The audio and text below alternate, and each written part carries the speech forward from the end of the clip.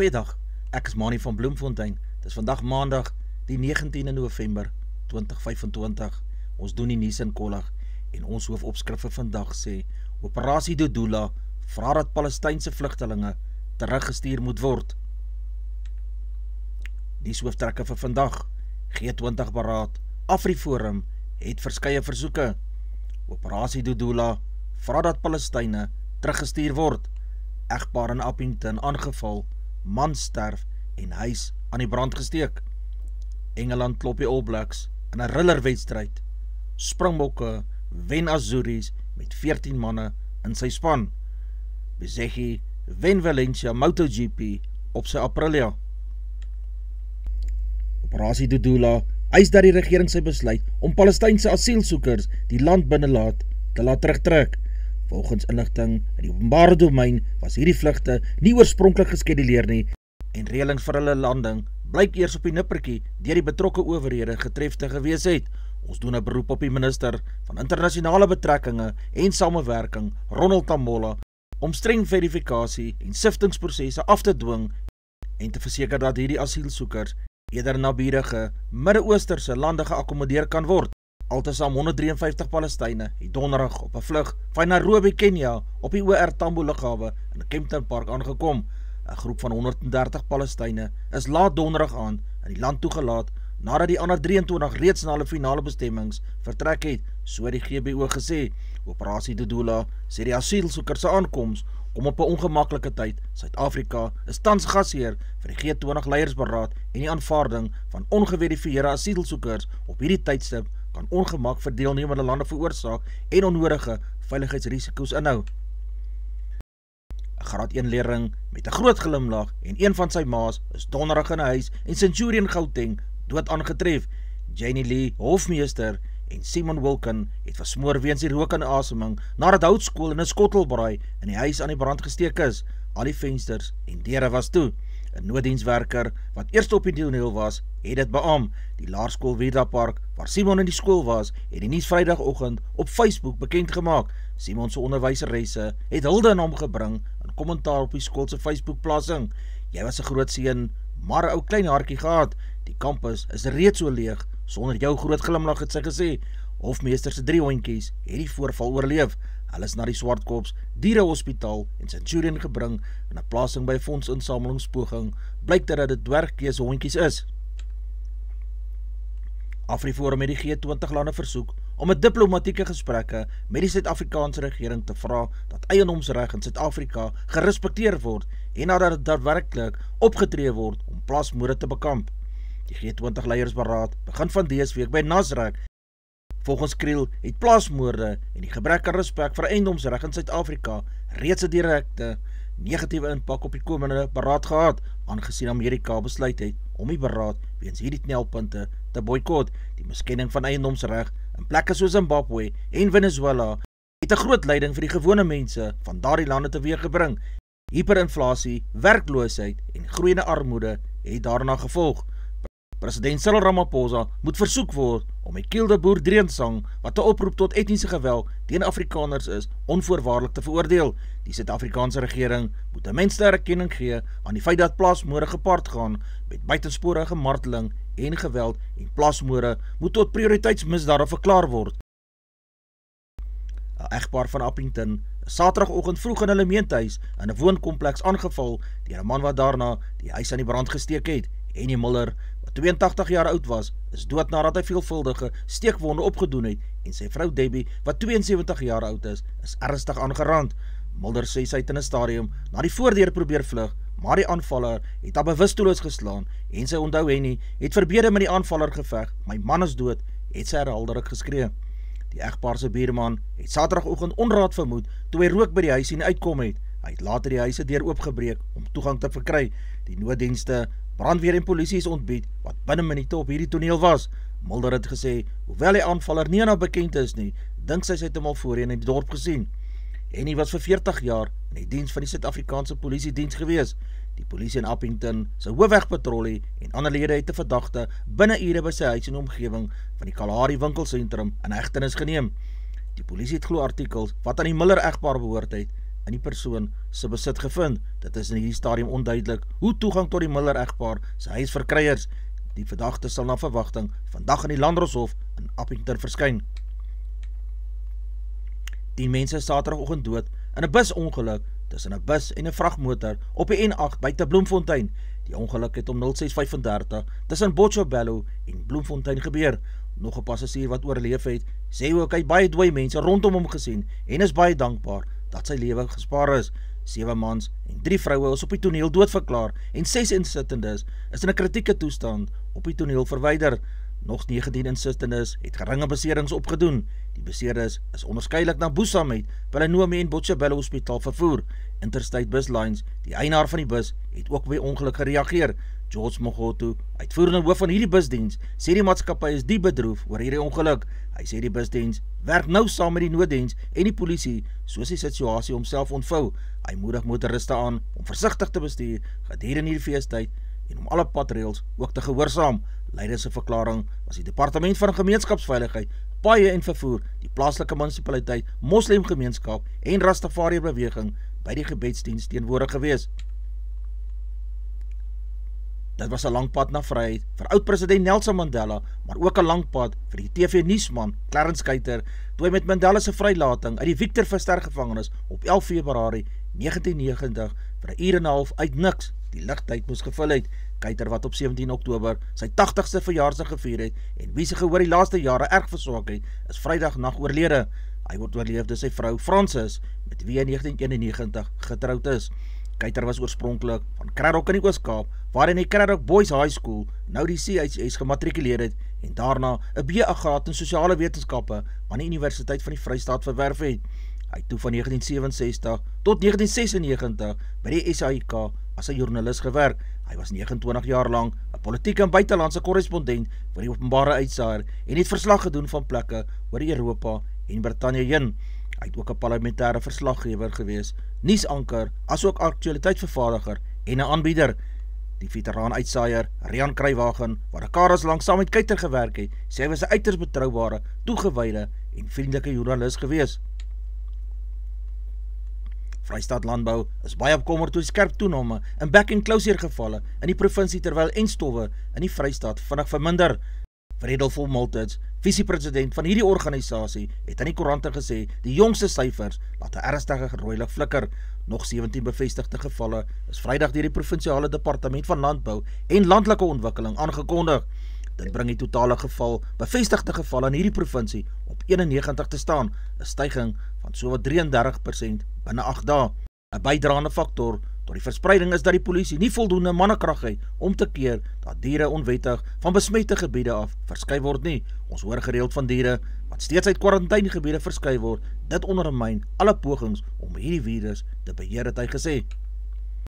NUMSA, hierdie vakbond, het laat verlede week gesê, werknemers ontvang kragtens 'n nuwe ooreenkoms 'n verhoging van 7% aanstaande jaar, met verhogings van onderskeidelik 5% en 5,5% in die tweede en derde jaar van hierdie loonooreenkoms. Lede by 2 ander aanlegte het verder onderhandelings wat 'n staking kon insluit verkies.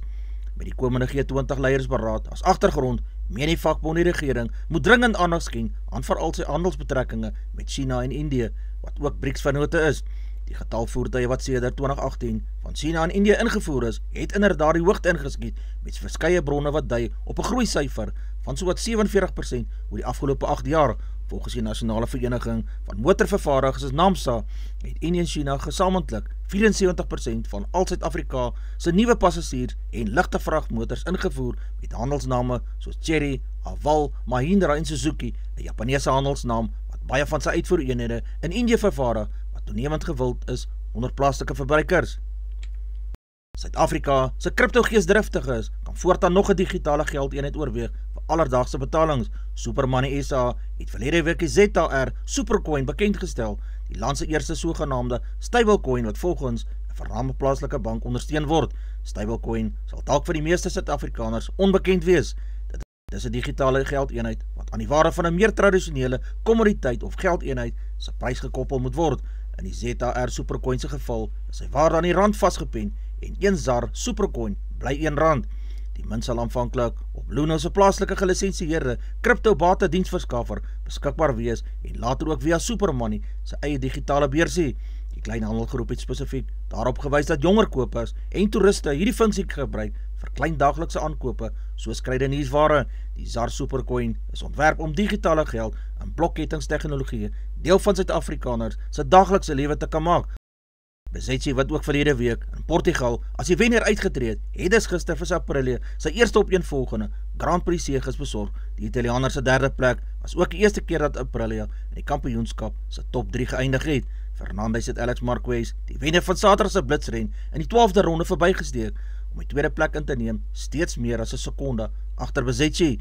Jorge Martin van Aprilia, wat sy eerste Grand Prix meegeding het, sedert sy sy sleutelbeen in die Japanese Grand Prix in September gebreek het ook vroeg uit die wedren getree. Aprilia het ook besluit om Jorge Martin as voorsorgmaatreël aan die wedren te onttrek, so het sy spannende verklaring aangekondig. Rory McIlroy het gister sy droomjaar op 'n hoogtepunt afgesluit, toe die DP World Golf Reeks se reis tot Dubai titel 'n 7de keer in sy loopbaan gewen het. McIlroy het sy plek in die uitspeelstryd met 'n Aaron op die 18de puitjie bespreek, nadat Fitzpatrick hom met 66 op -6 as die voorloper in die klaphuis tuis gemaak het. McIlroy spog nou met 'n 7de Harry Velden trofee in sy vertoonkas, nadat hy vroeër vanjaar die spel se Grand Slam behaal het met sy triomf in die Meesterstoernooi in Augusta. Hy het ook die Ierse Ope gewen en Europa aan die einde van September gehelp om die VSA in die Ryder Beker toernooi by Battery Park in Black verslaan het. Die Proteas het gister op die derde dag letterlik van teen die plank af opgestaan om 'n onwaarskynlike sege met 30 lopies te behaal, met Bavuma op 55 nie uit nie, van 166 bale met die eerste en enigste 50-tal in hierdie wedstryd het die Proteas gister 153 in hulle tweede beurt 'n voorsprong van net 123 aangeteken. Jansen op 2 vir 15 het India gister vroeg in sy tweede beurt op 1 vir 2 onder druk gehad met 2 paaltjies in sy eerste 2 boubeurte. India was op 10 vir 2 met middagete benoud gewees, omdat die kaptein Shubman Gill weens sy nekspasma nie kon gaan golf het nie. Hamer het ook 'n einde gemaak aan Sundar Indravendra en Jadeda se 18ste dreigende vennootskap van 26 lopies om die 5de paaltjie deur laasgenoemde beenvoorpaaltjie te betrap. Daar was pandemonium onder die Proteas toe Mohamed Syria op 0 met die volgende bal van Maharaj op 2 vir 37 opglip deur Makram gevang is. Jasper Bumrah 1 vir 24 het die vennootskap verbreek deur Bos op 25 van 37 balle in sy derde beurt skoon te bil. Skotland het dit gisterand op Murrayfield op 'n harde manier geleer toe die Pumas 33 teenoor 24 gewen het. Jack Dempsey, die Skotse 8ste man, het sy span sy eerste 3 gedruk nadat sy loskakel Finn Russell omdat 'n netjiese aangee weggestuur het. Die Skot het vroeg in die tweede helfte 'n voorsprong van 21 teenoor 0 bewerkstellig toe die hakker Ewan Ashman sy tweede 3 gaan druk het. Argentinië het Skotland daarna 5 keer onder sy pale laat staan, terwyl die tuisspan net hulle enkele strafdoel in die tweede helfte by sy telling kon byvoeg het. Georgia was Saterdag die gasheer vir Kanada. Die skeieregter in hierdie wedstryd was Paul Williams. Die manne van Georgia het 'n goeie vertoning gelewer en was die hele wedstryd in beheer en die finale telling beamoed dit met 'n wen vir Georgia met 38 punte in hulle guns teen die 17 punte van die Kanadese span. Portugal het teen Hong Kong van China uitgedraf en die manne rugby les geleer en ook gemaklik gewen met 58 punte teen die 12 punte van Hong Kong. Roemenië was die gasheer vir die VSA se rugby span, maar soos in die verlede moet die span van die VSA nie sommer afgeskryf word nie. Hulle het gewen met 'n telling van 26 teenoor die 18 punte van die Roemeniese span. Ierland was die gasheer vir die Aussies in die Aviva stadion. Die skeieregter in die wedstryd was Carl Dixon. 3-3 is deur die Aussies gedruk. Frost van die Aussies span het in die 68ste minuut 'n geel kaart ontvang vir 10 minute. 6-3 is deur die Ire gedruk, waarvan Hansen 3 bygevoeg het tot sy span se totaal. 9 strafskoppe is aan Ierland toegeken teenoor die 8 strafskoppe van Australië. Ierland het ook as oorwinnaars uitgetree met 'n telling van 46 punte vir hulle en 19 punte vir die Australiese span. Engeland het die wêreld verras deur 'n goeie wedstryd te speel teen die Kiwis van Nieu-Seeland. Andrea Piardi was die skeieregter vir hierdie wedstryd in die Lions stadion, wat ook volgepak was. 3-3 is vir die Nieu-Seelanders gedruk, maar dit was nie genoeg teen 'n begeesterde Rose span wat 4-3 gedruk het nie. Dit het net voorgekom asof die Kiwis nie die soort aanslag kon verwerk het nie en moes noodgedwonge probeer om gate oral toe te stop, maar dit was glad nie genoeg gewees nie. Die Engelse span was wel verdien die wenners met 33 punte teenoor die 19 punte van die Nieu-Seelandse Kiwis. Wallace was die gasheer vir die Japanners in 'n goeie wedstryd het gevolg, maar die Wallisers kon soms gesukkel het en die finale telling was wel in Wallace se guns met 'n wentotaal van 24 vir Wallace en 23 punte vir die manne van Japan. Frankryk het teen Fiji gespeel, maar dit was nie die Franse se beste vertoning tot nou toe nog nie. Alhoewel hulle deurgaans in beheer was, het die Fijianers soms teruggeveg, maar die ondervinding van die Franse span en die diepte was wel in hulle guns. Die Franse het gewen met 34 punte teenoor die 21 punte van die Fijiaanse span. Italië was die gasheer vir die Springbokke, die wêreldkampioene in die Allianz Stadion. James Dillman was die skeieregter in die wedstryd. Siya Kolisi was soos gewoonlik die kaptein van die Bokke se span gewees. Suid-Afrika het weer eens vroeg in die wedstryd 'n rooi kaart vir ongeoorloofde spel ontvang en Franco Morser is afgestuur in die 10de minuut van hierdie wedstryd. Slegs 1-3 is vir die manne van Italië gedruk en verdoel en suksesvolle strafskoppe na die paal is ook gedoen. 4-3 is vir die Springbokke gedruk. Marco van Staren is in die 51ste minuut met 'n geel kaart afgestuur. Weerens het die Bokkespan die voortou geneem met slegs 14 spelers en ook gewen met 32 punte vir die Bokke en 14 punte vir die Italiaanse Azuris. Advertensie van Netwerk 24 teken in en kry verskeie tydskrifte en koerante. Advertensie van Bloemkeel for you. U kan vir Dian of Susan by 082-390-339 kontak. Hulle sal jou voertuigsregistrasie namens jou behartig.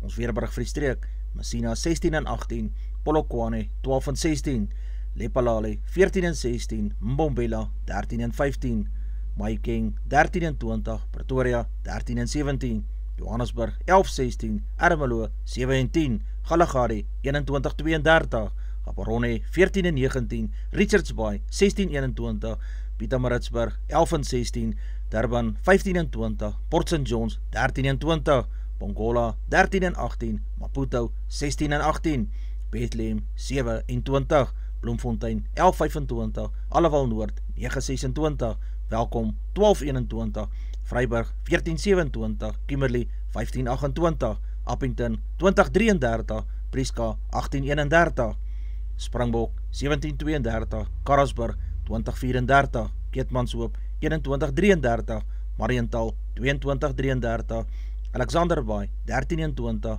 Brandvlei 17-33, Loederitsbaai 16-28, Vredendal 16-37, Kaapstad 14-25, Sutherland 7-26, George 11-20, Jeffreysbaai 10-23, Kabarra 8-24, Graafreinet 7-25, Kaapogillas 15-22, De Aar 12-27, Molteno 4-22, Beaufort Wes 9-29, Oos-London 12-21. Die markte vir die dag, die rand verhandel teen R17.08 teenoor die Amerikaanse dollar. Die Australiese dollar kos R11.18. Die euro verhandel teen R19.87. Die pond kos R22.50. Die yen verhandel teen 11 sent. Die prys van silwer is $50.53 Amerikaanse sent. Platinum kos $1,545. Palladium se prys is $1,405. Die prys van goud per fyn ons is $4,084. Die prys van Brent olie per vat is $64.45 Amerikaanse sent. Gedagte vir die dag: A good man doesn't love a million girls, he loves one girl in a million ways. Dis al vir vandag. Onthou om te like, deel met jou vriende en jou vriendinne, en onthou om te subscribe op my kanaal. 'n aangename dag en week word vir almal toegewens.